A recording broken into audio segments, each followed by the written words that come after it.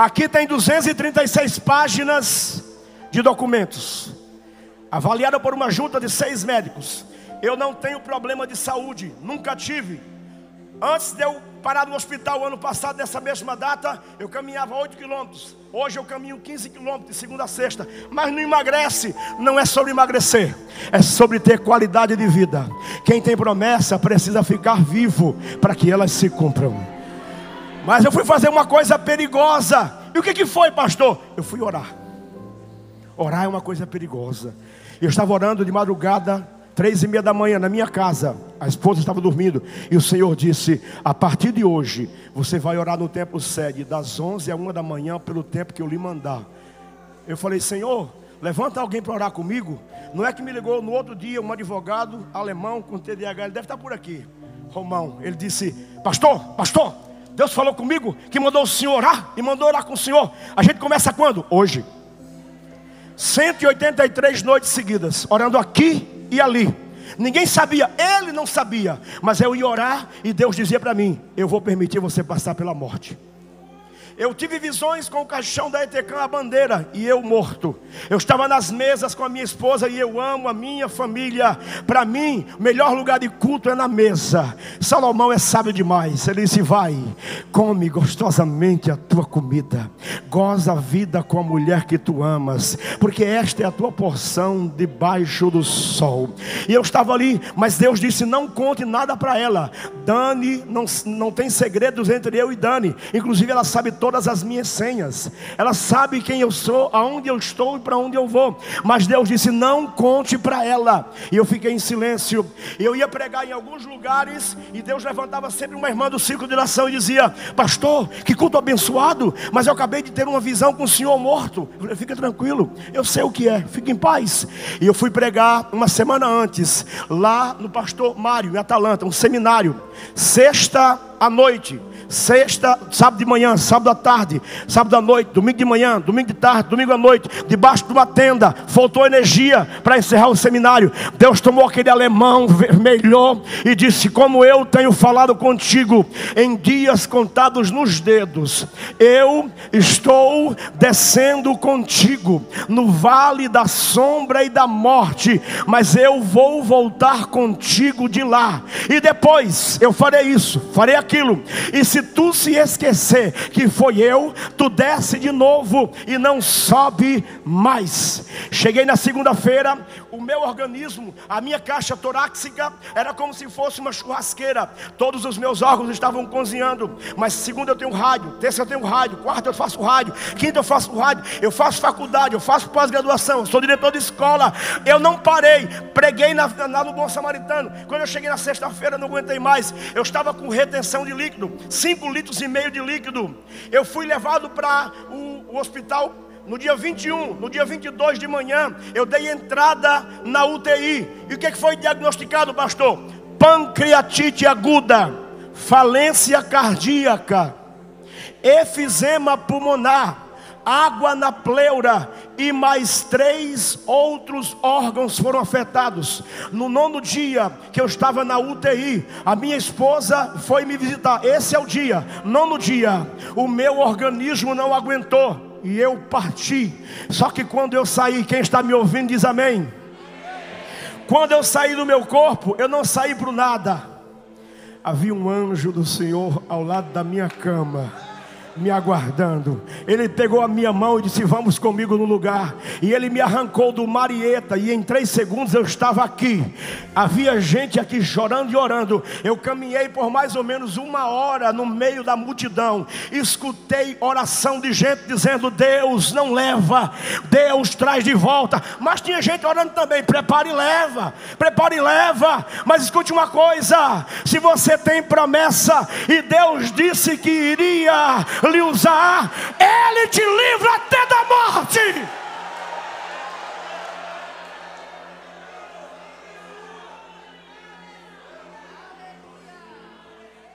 E eu fui a muitos lugares, não contei até hoje nada do que vi. porque não fui autorizado. Mas uma coisa eu posso dizer, que quando eu voltei para a cama, havia os médicos olhando para o meu corpo, já aquela preparação, e eu voltei gritando: Jesus está vivo, eu cheguei agora da presença dEle.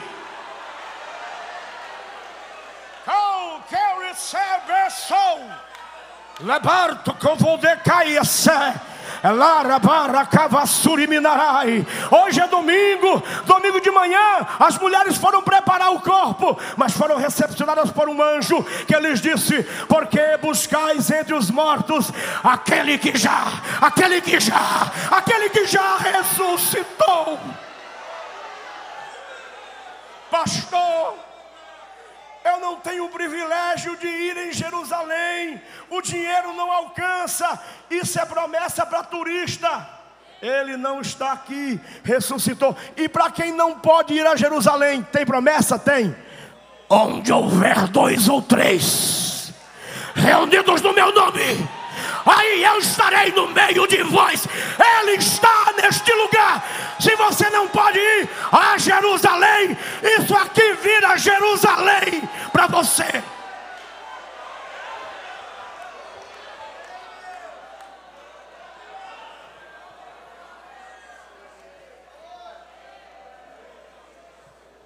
Para surpresa dos médicos, eu perdi 12 quilos em 13 dias. Eu fiquei 12 dias sem comer, 12 dias sem beber. Eu tive flacidez muscular, eu levei 15 dias para reaprender a andar. Mas o mais impactante é que eles disseram: ele tem um passado como atleta, e eu joguei futebol profissional. Ele vai, se ele escapar, ele vai voltar à vida. Mas tem uma coisa que não vai escapar, é o pulmão. Mentira! Mentira! Mentira! Aquele que faz a ferida é o mesmo que sara a ferida.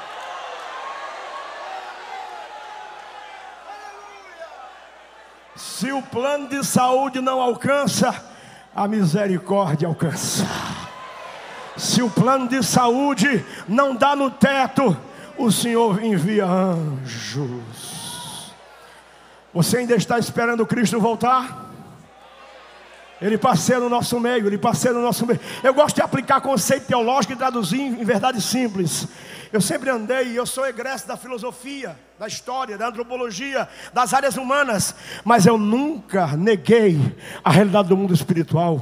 Meu pai era envolvido com o ocultismo, e eu me lembro que um dia eu estava caminhando aqui perto com um amigo meu, professor de filosofia, e ele muito debochado disse assim: pastor Silas, esses crentes mais velhos é cheio de coisa, né? Eu falei: é? Cutuca para ver. E a gente passou aqui de frente, Presbiteriana, tem uma parada de ônibus, e tinha um irmão aqui da sede, um velhinho.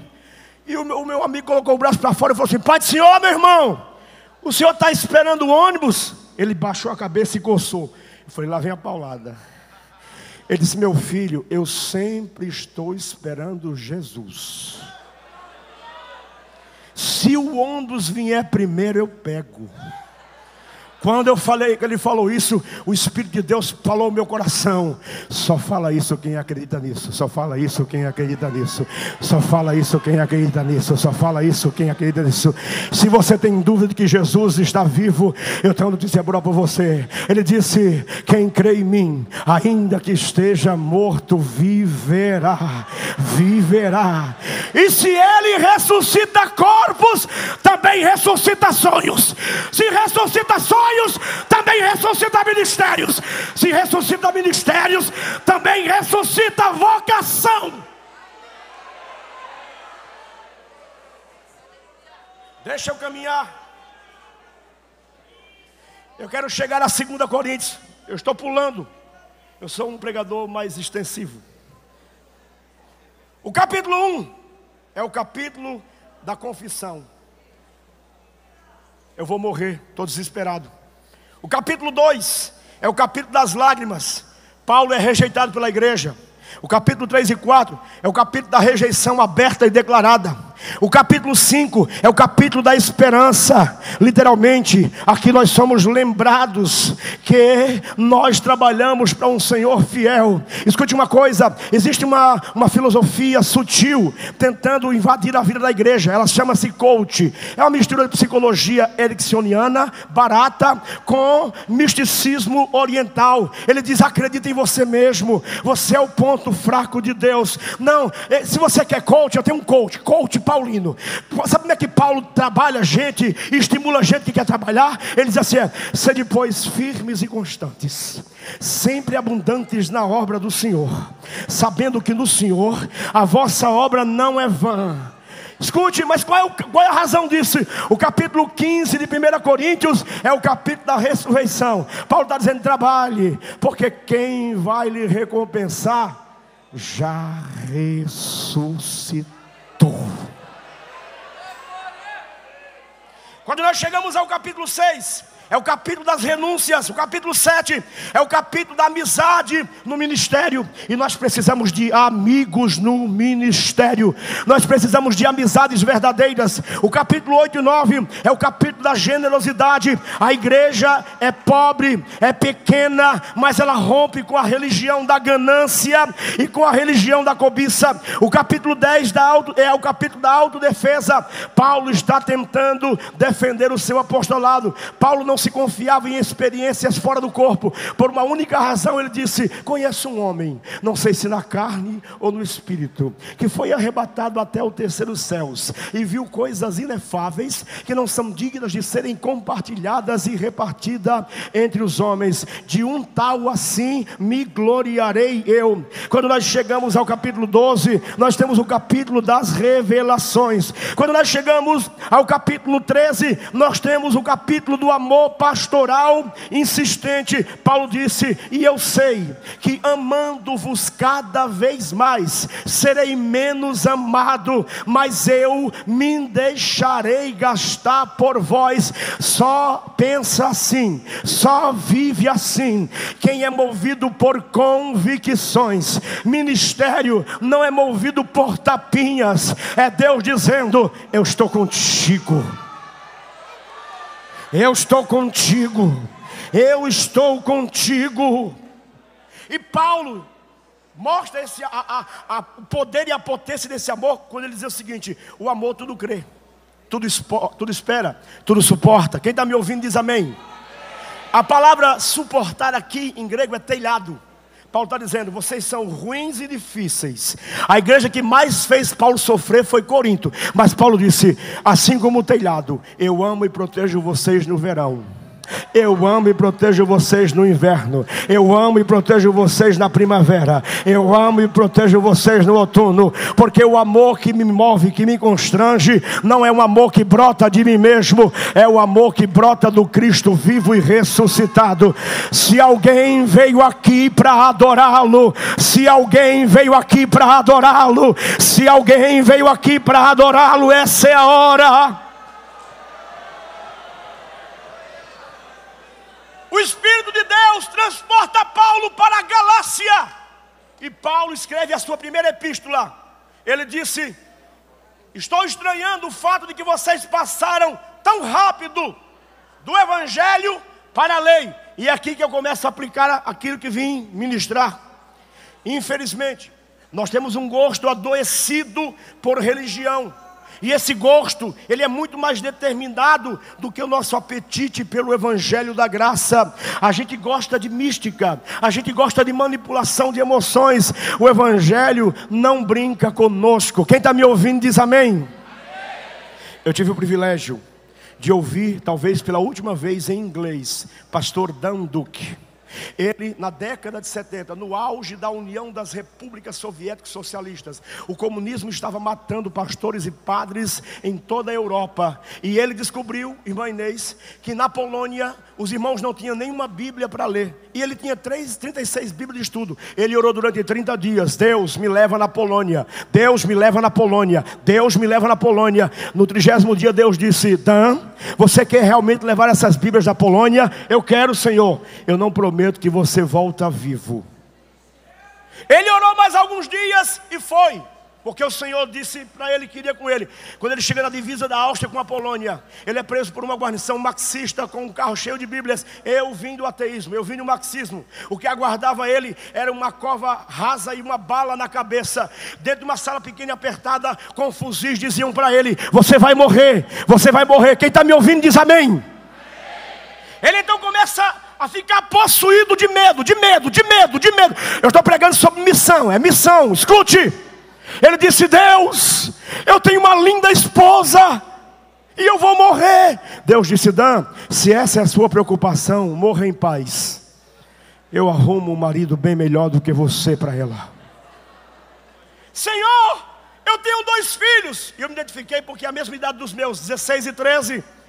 E eu quero vê-los crescer. Senhor, eu quero levá-los ao altar, eu quero levá-los à universidade. Sabe o que aconteceu? Deus disse: essa é a sua preocupação, Dan? Morra em paz. Eu arrumo um pai bem melhor do que você para eles.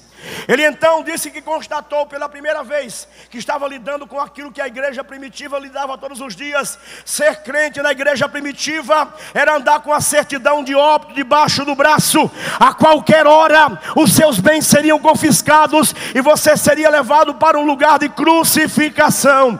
Ele então, tomado de um grande medo, disse: Deus, e agora? De repente ele começou a sentir uma presença gostosa e gloriosa. E quem é pentecostal já sabe de que presença eu estou falando. E aquele ambiente ficou tão cheio, e ele descobriu que o que o Senhor disse não era apenas um registro teológico, era uma verdade para a vida. Eu vou para o Pai, mas eu rogarei ao Pai, eu não vos deixarei órfãos, eu vos enviarei o Consolador, e este estará convosco até a consumação dos séculos.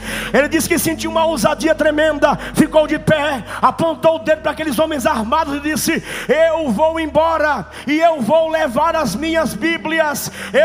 Não vai, você vai morrer. A cova já está aberta e a arma já está engatilhada. Não, eu vou. E eu ouvi ele pregando em inglês para mais ou menos 5.000 pessoas. Agora com 80 anos, ele tirou um caderninho do bolso. Quando ele saiu dali e voltou para os Estados Unidos, ele escreveu no seu caderninho uma coisa que define a caminhada dele com Deus. Ele escreveu: depois que a gente morre, a gente não tem mais medo de morrer. Evangelho, missão, chamado começa com morte. Se já ressuscitastes com Cristo, buscai as coisas do alto, onde está Cristo, à destra de Deus. Agora, quando eu olho para a minha geração, e aqui eu quero aplicar o que é que Paulo diria aos pregadores, líderes e crentes do Brasil. Ele diria: sede meus imitadores, como eu sou de Cristo. O que é que Paulo diria aos judaizantes do neopentecostalismo, que acha que por usar um quipá e tocar um chofar são mais espirituais? Paulo diria: é muito afeto, muita invenção, pouco texto e péssima interpretação.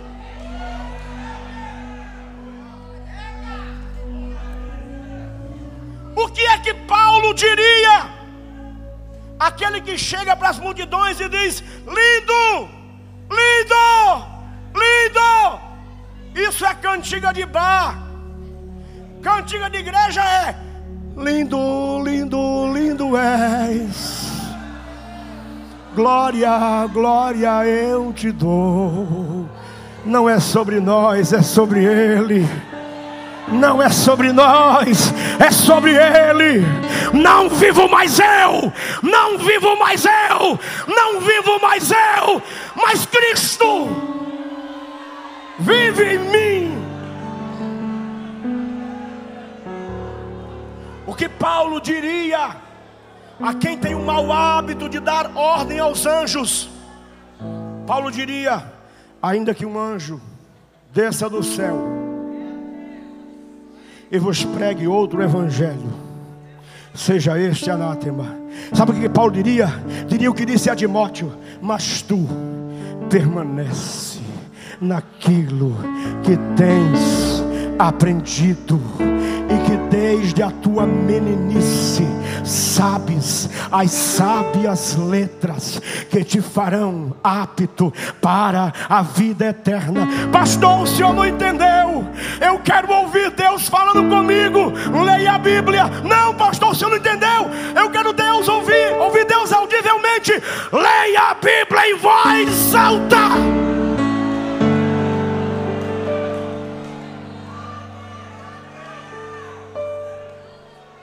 O que Paulo diria: quem manipula o sagrado? Quem manipula o sagrado é feiticeiro. Gente do Evangelho não manipula o sagrado. Gente do Evangelho trilha os princípios. E qual é? Humilhai-vos debaixo da potente mão do Senhor, e Ele ao seu tempo vos exaltará. O que Paulo diria aos neófitos?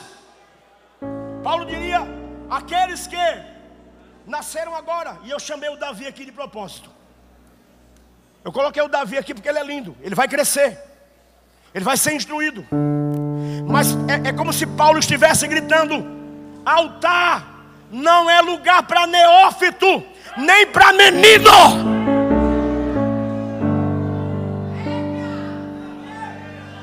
Se quiser dar glória, dê. Se não quiser, eu dou. Glória, glória, glória.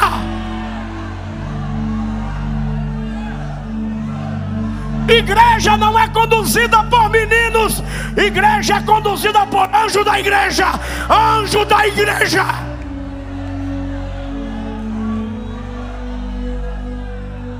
O que é que Paulo diria aos pregadores mirins, auto-intitulado profetas?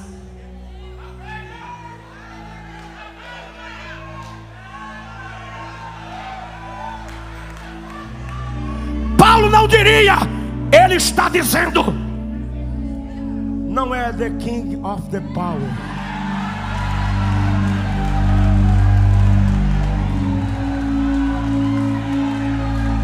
Pra cima de mim não. Pra cima de mim não. Pra cima de mim não.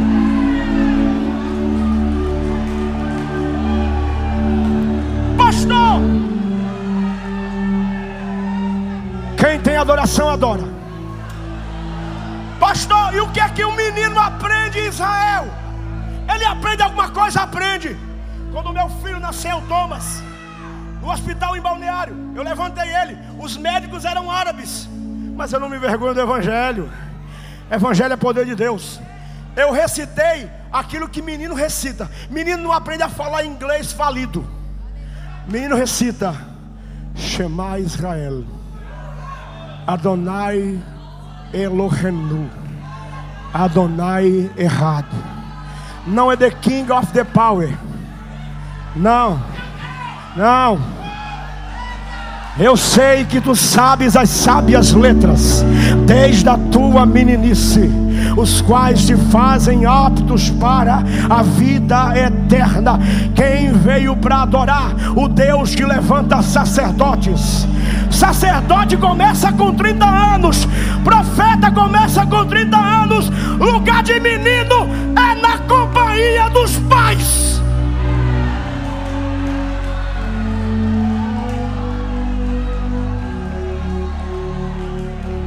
Você consegue imaginar um menino chegando para mim dizendo: eu sei essa crise conjugal que tu está passando, tu sabe de nada, vai tomar mamadeira.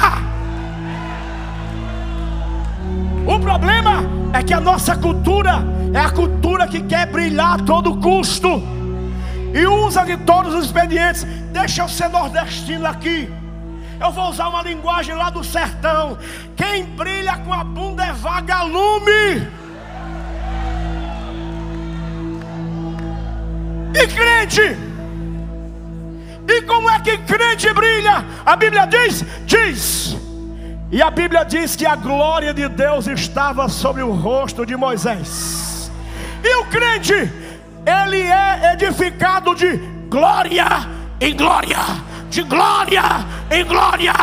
Quem veio para adorá-lo, adora.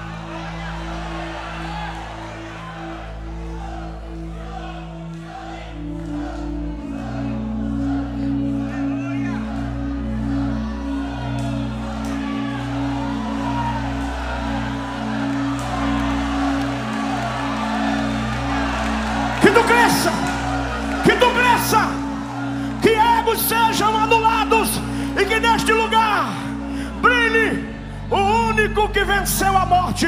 Eu nasci de novo, eu ressuscitei, mas eu vou morrer. Sobre o meu Salvador repousa um título intransferível.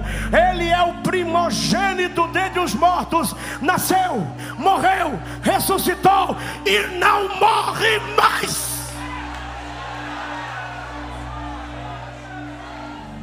É por isso que quando ele lhe fizer promessa, pode ficar tranquilo. Ele não morre, ele não morre, ele não morre, ele não morre. Ele não morre. Eu estou terminando. Segure aí.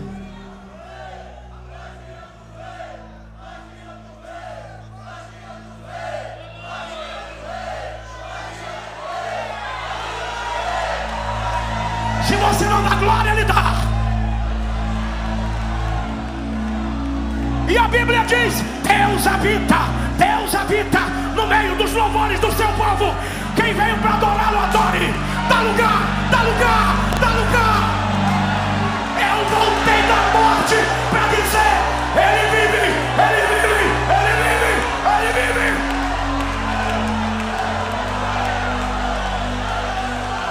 Não é porque eu estou vivo, é porque Ele está vivo. Você pode crer no amanhã. Você pode crer no amanhã. Estou terminando.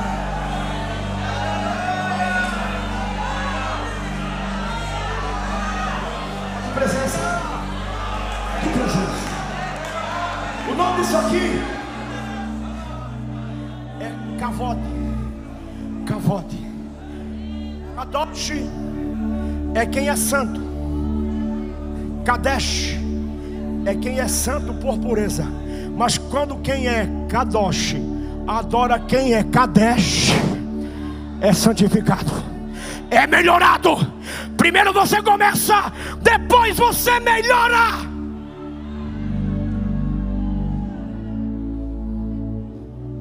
Pastor, o que é que Paulo diria aos que amam os lugares altos e só querem a sombra do Deus Todo-Poderoso? O que é que Paulo diria? É só você ler 2 Timóteo, capítulo 2, versículo 1 ao 3. Em 4 versos, pastor Zilmar, Paulo diz, no versículo 2 e 3: sofre comigo. No versículo de número 9, ele diz: pelo que sofro por vós. No versículo de número 10, ele disse: portanto, tudo sofro. Estou aplicando isso para você entender o que eu quero dizer agora. Quem está me ouvindo diz amém. Qual é a base de sustentação de Paulo para lidar com o sofrimento? Ele tem um psiquismo poderoso. Ele é treinado na filosofia estoica. Ele tem aquilo que os gregos chamam de ataraxia, estado de imperturbabilidade. Não, Paulo está fundado em outra coisa. E eu vou ler para vocês. Se você quiser dar glória, dê. Hebreus capítulo 4, versículo 15. Nós não temos um sumo sacerdote que não possa compadecer-se de nós, mas um que em tudo, pastor Marcos, foi tentado, porém sem pecado. Portanto está apto para socorrer os que sofrem. Paulo aqui literalmente está dando uma amostra de uma geração de mestres cansados. Quem está me ouvindo diz amém. Que sempre, na maioria das vezes, preferem ouvir charlatões gritando os seus próprios desejos do que ouvir a boa palavra, autêntica palavra de Deus. Pastor, por que o senhor trouxe essa palavra tão confrontadora? Aqui eu vou repartir com você uma particularidade, e eu termino com isso e vou orar. Pastor Zilmar, no 11º dia que eu voltei da morte, eu estava na UTI. Eu estava com 13 quilos a menos. Eu tive flacidez muscular extrema. Eu levei 15 dias para reaprender a andar. Eu acordei um dia e olhei que na direção da UTI onde eu estava tinha mais ou menos uns 9 leitos. E quase todos os dias eu ouvia as sirenes tocando. Alguém morria do meu lado. E eu ouvi os médicos dizendo: vai morrer hoje também. Você já ouviu isso? Alguém já disse isso para você? Escute uma coisa: a pandemia veio e não levou você. Porque aqui está quem maior do que a pandemia. E eu olhei, pastor Inês, e chegou uma moça loira, bonita. Ela parecia a Mary Monroe. E o quadro dela era grave, gravíssimo. Ela estava de 3 redomas de vidro. Quem quiser acreditar, acredite. Eu estava deitado na minha cama, e eu olhei e havia um ser do lado dela. Eu vi de olho aberto. O senhor estava sob efeito de remédio? Não. Estava lúcido como estou aqui. E eu vi um ser de mais ou menos 1,90 m, com um instrumento cortante. Ele estava olhando para alguma coisa parecida com um relógio. Ele estava impaciente porque ele veio buscá-la. Pastor Silas sabe de perto que é isso também. E ela saiu de dentro do corpo dela, olhou para mim e disse: me ajude, eu estou indo para o inferno hoje. E eu me agitei, me amarraram, eu estava amarrado. Eu me agitei e disse: Deus, eu tenho que fazer alguma coisa. Nem que eu me jogue dessa cama, mas eu vou ali amanhã e eu vou orar por essa moça. O diabo não vai levá-la. E aconteceu uma coisa que não era comum. Eu dormi 3 horas. Quando eu acordei, ela não estava mais lá. Escute, eu tomei 56 injeções de dipirona na veia. Eu tomei morfina 3 vezes por dia. Mas não existiu na minha vida. Eu tenho 46 anos. Um lugar onde eu senti tanto a presença de Deus em estado pleno e puro, como naquela UTI. Escute uma coisa: quem vai lá não quer voltar. Eu estou aqui porque me foi dada uma ordem: volte. E quando eu desci, o mesmo anjo que estava em frente à cama, pastor Reis, e você, mestre, Deus disse: volte e seja impiedoso com os falsos mestres e com os falsos pregadores. E eu estou aqui para dizer: se alguém vos anunciar outro evangelho, ainda que seja um anjo, é anátema. Fique com o evangelho de Cristo. E eu temo, pastor Admilton, disse Paulo, que assim como a serpente enganou Eva, o diabo vos engane. Escute, e vocês se afastem da simplicidade que há em Cristo. Esse negócio de que eu sou pregador e eu sou importante, isso é mentira. Isso aqui é sermão. Isso aqui é carta viva. Você é carta viva. Você é carta viva. Você é sermão ambulante. Fica de pé para a gente orar.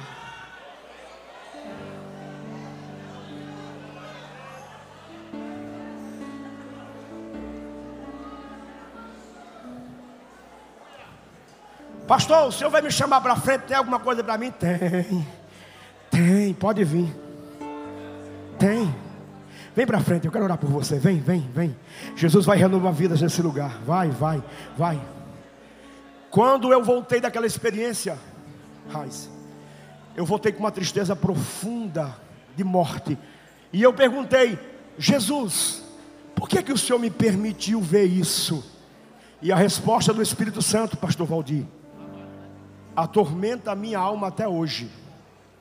O Espírito de Deus me disse assim, pastor Carlos Bucchi, Deus disse assim para mim: sabe por que eu permiti isso? Porque isso acontece todos os dias à sua volta, e você se acostumou com a morte, mas eu não. Aos que estão debaixo de tormenta de acusação, levante a mão que eu quero declarar a palavra de Deus. Portanto agora, nenhuma condenação há para os que estão em Cristo Jesus. que não andam mais segundo a carne, mas segundo o Espírito. Pastor, eu sou fraco, mas o amor dele é forte. Pastor, eu sou frágil, mas o amor dele é potente. Pastor, eu sou esquisito, mas o amor dele é muito mais louco do que a sua loucura. Eu estou bem certo de que nem a morte, nem a vida, nem o presente, nem o porvir, nem a altura, nem a profundidade, nem qualquer outra criatura nos poderá separar do amor de Deus que está em Cristo Jesus. A segurança do Evangelho é: nenhuma condenação há. E a segurança dele é: nenhuma separação haverá. Vem para frente, eu quero orar por você. Vem para frente.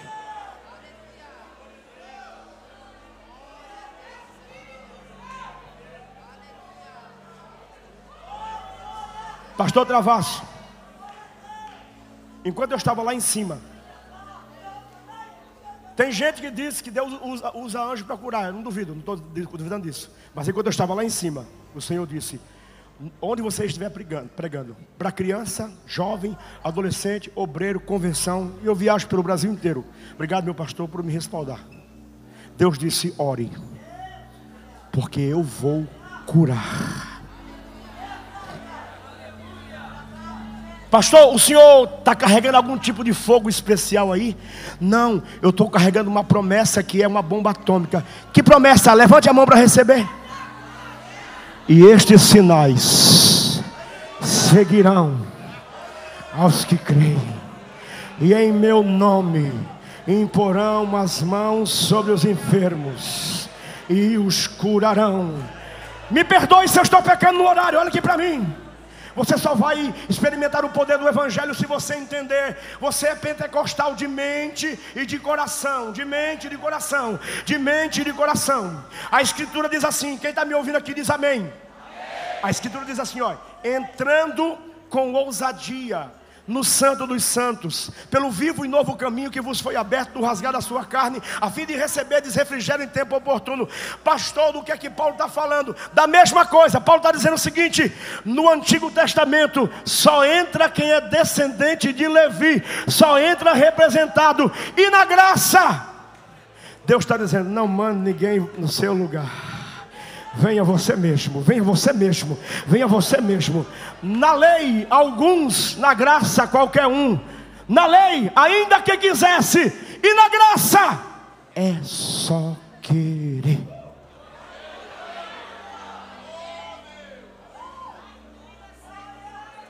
Opa, vem cantar, vem cá, meu amado. Eu já vou orar. Ei, o caminho está aberto. A minha gravata, o meu terno não pode fazer nada, mas quem pode está passeando no nosso meio. Ele está neste lugar, Ele está neste lugar, Ele está neste lugar, Ele está neste lugar. Já vou orar.